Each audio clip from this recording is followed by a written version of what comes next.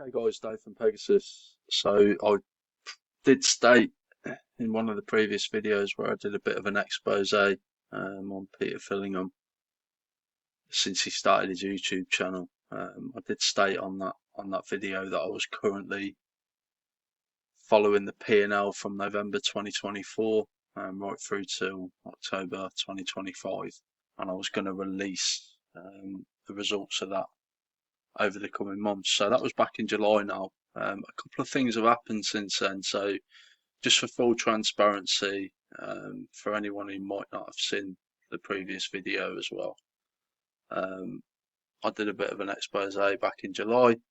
That created quite a bit of controversy. There was quite a few views on the original release. That ended up getting taken down. So Peter Fillingham sort of reported to YouTube with regards to thumbnail. I can't think of the terminology, but basically, yeah, I breached the YouTube guidelines on that, and the video got took down. So I had to readjust that video, redesign the thumbnail, and I put it back up, and it got another several hundred views on that video. So what's happened since then? Well, firstly, Peter reached out to me, trying to get a better understanding of, why, not necessarily why I released the video, I don't think, but he seemed to think that there was, I was out to get him. And I guess there was a degree of that, but that was only off the back of really what I found out and when I sort of dug deeper. And there was lots of questions that I had, and I know a lot of people who watched the video still had. Dave at Britain's Grumpiest Old Git, he sort of got Peter on for an interview. Look, Dave did the best he could, I think. It didn't really tackle a lot of the deeper issues, and certainly a lot of the questions that I and some of the other people had. So that, Peter reached out to me, went back and forth in emails. It was a little bit heated. And yeah, I had a number of questions, which, to be fair, to Peter's credit, look, he did answer every single one, but the answers that he gave, and I'm not going to go into it here, some of them he gave the same answers as he did when Dave interviewed, and then Dave asked him some questions. I asked more sort of in-depth pressing questions, and the answers I got, along with the answers he gave Dave, and I've told Peter this, don't add up to me, and therefore, my opinion hasn't changed. However, I did relent a little bit, and I removed a section of the video. It was only about 15 seconds long at the start, and that was to do with, if you wanted to report it as fraud and this, that, and the other. Perhaps a little bit strong on my part, but nevertheless, look, I removed it. I kept the rest.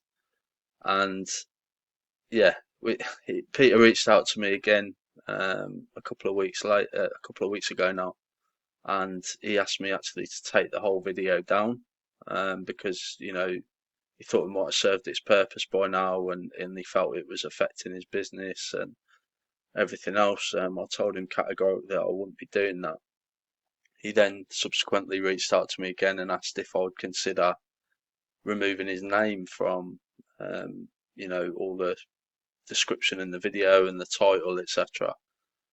At first, I was sort of like, well, no, and I did go away. I had a bit of a think of it. I did some research as well because I wanted to make sure that I was on the right side of YouTube, etc., and I wasn't at risk of getting the video pulled down. So although I think I was okay, I was safe, I was probably skating on thin ice on a couple of things. So look, I went back to Peter, I compromised. I said I will change the title of the video, I will change the thumbnail of the video. However, the video still stands. And yeah, I made a bit of a change to the description. However, I did keep his name in the description. So for Google SEO purposes, etc., if someone still Googles him, this video still pops up in the search feed for them to click into, etc. So yeah, look, that's just full transparency. People can say what they want. It's my decision. I feel this is this is safer. It's perhaps fairer and a bit more consistent in regards to the same sort of video that I did last year on Peter Sandrovich as well. So I have to take all things into consideration. It's not a witch hunt for me. So yeah, it's just a case of getting the truth out there, really. That's what it's always been about. Anyway, that out the way. For anyone who hasn't seen the video, you can find it on the YouTube channel, and I'll leave a link in the description to this video as well. Okay, so moving on to the P&L. I will try and run through this as quick as possible, guys. Okay, so I covered Peter for 12 months, from the 1st of November 2024 right through to October this year. It's been a bit of a bumpy ride. Some real good highlights for Peter, and yeah, some real sort of negative parts, I guess. So I've already done a previous sort of gone over what this sheet's about in that video I just shown you. But for anybody who doesn't know, um, the left hand side here is £40 level stakes, which Peter quotes on his channel statistics, on his videos, etc. However, if you're a member of his, he does advocate and advise that you bet to a 2% of your betting bank, so 2% staking. And I've done that on the right hand side here, so it's evident for both sort of sets of statistics what you would have ended up had you gone with one or the other. So Peter also advocates that at the end of each month, advises us £2,000 starting bank, or smaller, but we go £2,000, and anything over that at the end of each month, you do a withdrawal and you take the excess out and start back again the following month at £2,000. Okay, so this sheet goes on that basis, especially the 2% staking element.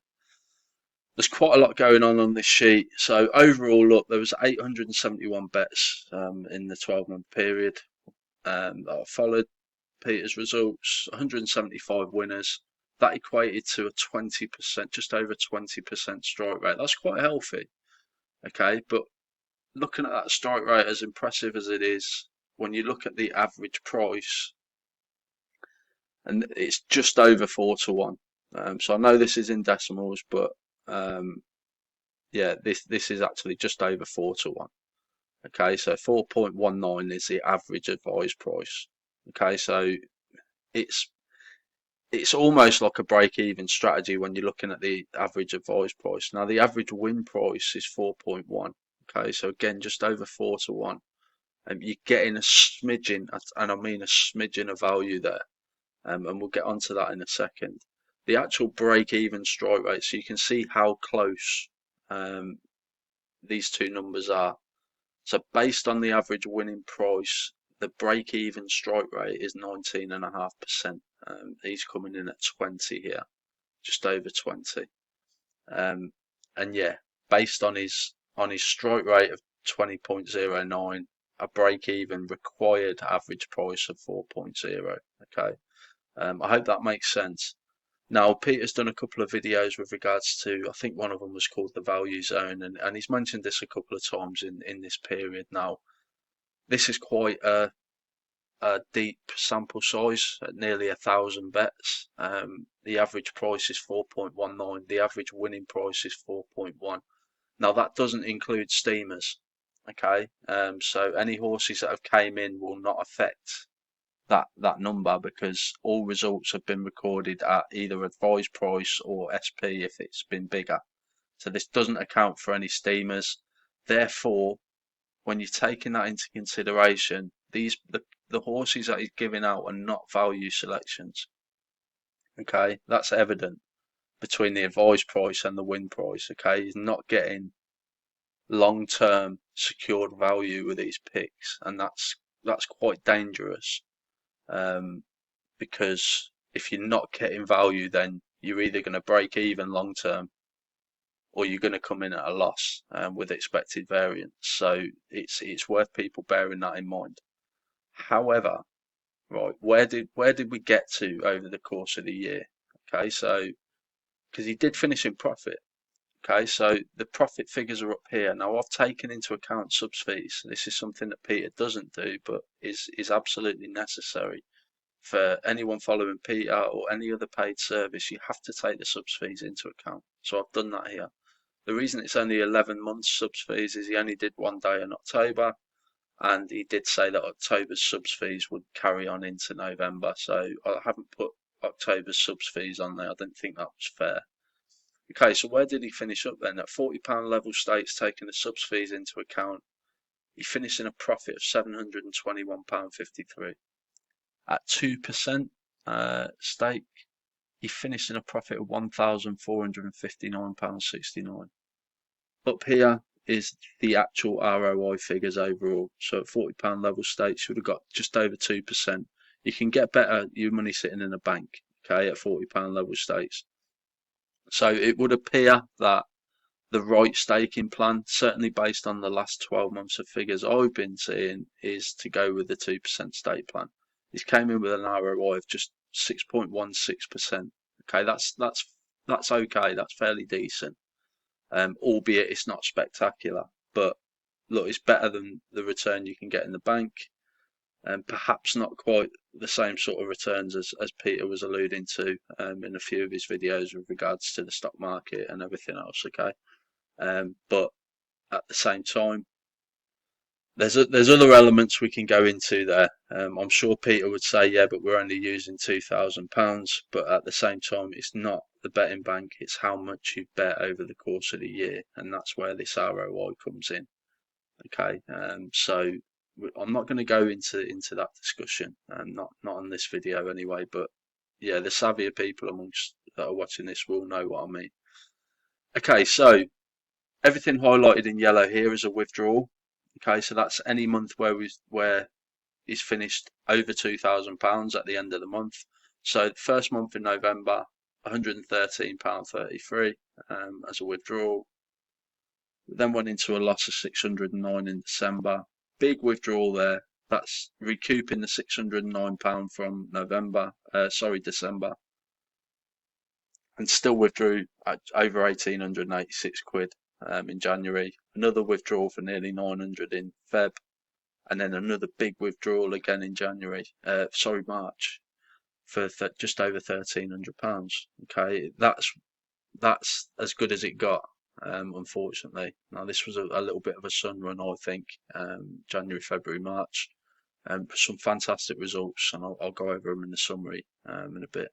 But from March, anybody who'd done that withdrawal, if you stayed within the 12 months, it will have been a slippery slope. For any new people that came in April and have still stuck with him, yeah, we'll see in a second. But there was a £409 loss in April. Bit of a profit, 83 quid in May, but take that off the 409, you're still 330 quid-ish, 320 odd quid down. Then a massive loss of 368 in June, 768 in June. Sorry, I'm getting my figures thingy there. And then another loss for 380 in July. Another loss in August for 135, and then a small profit in September for £69. Now, why was it a small profit in September? Because he did have a really good month in September, but because of all these losses and we had no withdrawals at all, the betting bank since April has steadily, or rapidly should I say, declined as a result of all the bad runs. And actually, the last stake per bet was down to £9.19, and that's been fairly generous here, because I haven't taken the subs fees off at the end of this. Okay, as part of the betting bank. Now, a lot of people do that, and they will expect to take the subs fees out of the betting bank, because ideally you would want to see the betting bank sort of, certainly over a 12-month period, gradually increase. Now, I haven't done that here, so actually, if I had of, the betting bank would be down to something like 150 quid, and yeah, 2% of that's like 3 quid or whatever, I bet. But anyway, look, the figures do add up. The subs fees are all taken into account here. That 6.16 matches the top here.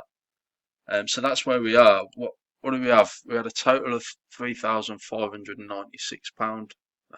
The losses below £2,000 were 1,586.35 minus the subs fees, leaves a total profit of £1,459.69. That profit figure is none too shabby.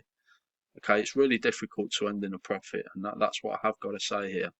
I myself had a absolutely terrible flat season, for example, but this is, you know, this is a decent profit amount, the profit total. It doesn't equate, and if I'm going to chuck in a negative, and me and Peter have discussed this in sort of email communications as well. He did a couple of videos where he's saying, you know, we can expect profits to be at £8,000 by the end of the year and everything else. And by his own standards, he does state that he expects profits month on month to be average £500 to £700 a month. Okay, profits. So that way, over 12 months, you're getting about minimum 6 grand. And then his fees come off the back end of that. So it's a long way away from that, but a profit nonetheless, and a healthy profit. So, you know, I can only say, you know, well done for that. It is a decent profit, but if you've been on for the last few months, if you jumped on sort of after March and it's been a rough ride, and what's the likelihood of you getting back to even your £2,000? I don't know. Let's see, but it's going to take a long time. So it's just be wary of that. Okay, I could go into the month by month, but I'll leave a link to the sheet. Anybody who wants to dig a bit deeper can. So let's have a look at the summary. All the figures add up to the same. So have a look at that. Yeah. So they all add up to the same ROIs. You can see what I mean here. This takes into account the £50 subs as if it was coming off the betting bank. So if you go from April here, starting at £2,000, you're actually including the subs fees, you're minus 1,886 quid. So you're left with like £113.65 in the betting bank, ready to start November with, if you didn't want to replenish that bank. Now, you could just turn around and say, well, if you're £1,400 up in profit, then you just retop the bank up and start again. But I'm just showing you that the max drawdown that you could have, including the subs fees. And it's important that you know that, and you understand that, you know, this is a long-term game. So you could have these sun runs like Peter did in January, February, March. They could come again, but if they don't, and they're just average months, then you've got to consider that. And this part over here was, I went through this before on the previous video. So, you know, Peter advocates where you can start off on lower stakes if you want to join him, and as the confidence increases, you sort of build your betting bank up. You use the profits to build your betting bank, or you add money yourself to it. And this sort of came off of one of those videos that Peter did, where I was sort of, you know, in my head I'm thinking there's no way you can do this. You can, as long as you're having like really good months like you did in January, February, March. But if you just your normal sort of run of the mill with a £50 subs fee, you can't logically start on £2 stakes and build it up. Certainly not using the profits, and this does highlight that quite clearly. It's not a run on month. It is separate months going into this, but at the same time, you can do the maths. You can add months together, and, you know, take the profitable months into account. The only chance you would probably have of coming anywhere close, I mean, if you look at the £10 stakes and the £20 stakes, £20 stake still ended up in profit, 450 quid. You know, this is 2% of the betting bank. So that ended up in profit. Can't say anything about that. And £10 stakes, again, not a million miles away from break even, a small loss there. Then this is taken into account the £50 subs fees. So if you were going to start on a smaller stake and try and build up, you would probably realistically have to start on £10 or £20 stakes, and go from there to stand any chance. Now, yeah, look, you're going to need a few months like this, right? January, February, March. That's a reality. That's the only way that these haven't come in a massive a massive sort of negative, but it's a long-term game. People who come in for a month, 2 months, 3 months, you know what, you're gonna take it as it comes, basically. If you've got a long-term mentality, you do the maths, you do the research behind it, and that's the important part. Use something like this to do the research. Then you've at least you've got a bit of data to go on, and that's something that is not out there at the minute. Peter's been a lot better at doing that over the last sort of 12 months, and the process he uses at the minute, if he carries on putting his statistics back into his videos, because I noticed that the yearly profit totals have dropped off his recent videos, certainly in September. He's just highlighting since the recent change in his system or whatever. But I have alluded to that fact in recent email comms with Peter as well. I think that's important. If he's conscious and he wants to be fully transparent, he needs to put those figures back into the video descriptions. I know they might not look pretty. I know he's a businessman, but at the same time, he's if he wants to stand out from the rest, then that's something that's fundamentally important. Now, I myself, I haven't got time to carry on uh, looking at Peter's profit and loss and keeping records like this. I probably could do if Peter wanted me to. I could create a Google sheet, a version of this dumbed down a little bit, um, for viewers to take a look at. Whether he wants that to happen, I don't know. But I would need access to the back end of his service. Now that's another thing that I did forget to mention. So Peter, to his credit, has given me access over the last few months. So you can look at it how you want to, but for me, he didn't have to do that. So that was a positive in my eyes, in the sense that he knew that I would be seeing every single result. He was happy for me to have that access, and he knew that this video was coming. So, in terms of transparency, we can all say what we want, but I felt that was a step in the right direction, Peter doing that, and it's allowed me to keep track, and a lot easier than clicking on every day and going through his videos and trying to look at his stats that way and everything else. So. Um, yeah, look, a shout out to Peter for doing that. He didn't have to do it. So, look, that's where we are, guys. I will leave a link in the video description to the sheet. Feel free to download it. If you've got any questions, reach out to me on Patreon. Don't necessarily reach out to me on YouTube, because yeah, I probably won't. I might respond to the comment, but I'm not going to respond with any sort of great detail. So my email address is on the Patreon page, and you can reach out to me on there if you want any explanations, a bit deeper dive. But I think everything's fairly explanatory on the sheets and the month by month breakdowns as well. And yeah, look, feel free to use this sheet, start again and follow either Peter's profit and loss or someone else's profit and loss. I don't know. You can bastardize it how you want, I guess. But look, that's where it sits at the minute. Warts and all, it's look, it's a profitable 12 months, and not many people finish in profit. So from that aspect, well done, Peter. Um, there's some concerning things in here, like I've mentioned, but above all, it is profitable.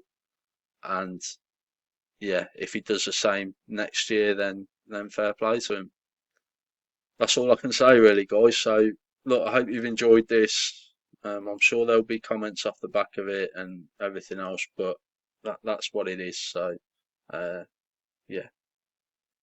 Right, listen, thanks for watching. I won't be probably doing one of these again. It does take it out of me, and with all the investigative work that I did previously as well for the previous video, I'm sort of worn out with this space, if you like. And I'm not sure how much longer I'll potentially be on YouTube for itself either. Um, I don't really enjoy the platform anymore, not in this space anyway. I just think it's almost got to be like a Channel 5 sitcom, just with a back and forth and bitchiness and everybody. Yeah, I just don't like it. It's just too much drama. So I'm not sure if I'll be on here for much longer. I'll probably just stick to my Patreon community if I do that, really. But yeah, look, it's been a pleasure, and thanks for all the response I had on the previous video. And I know a lot of people have said some nice things about me. Over the last sort of 18 months. So I'm really, really thankful for that. And I hope you've got something out of this. And if nothing else, you're a bit more informed for anybody who might be thinking of joining the service. Okay. Right. Thanks for watching. I've droned on long enough. Yeah. Best of luck going forward, guys. Thanks again.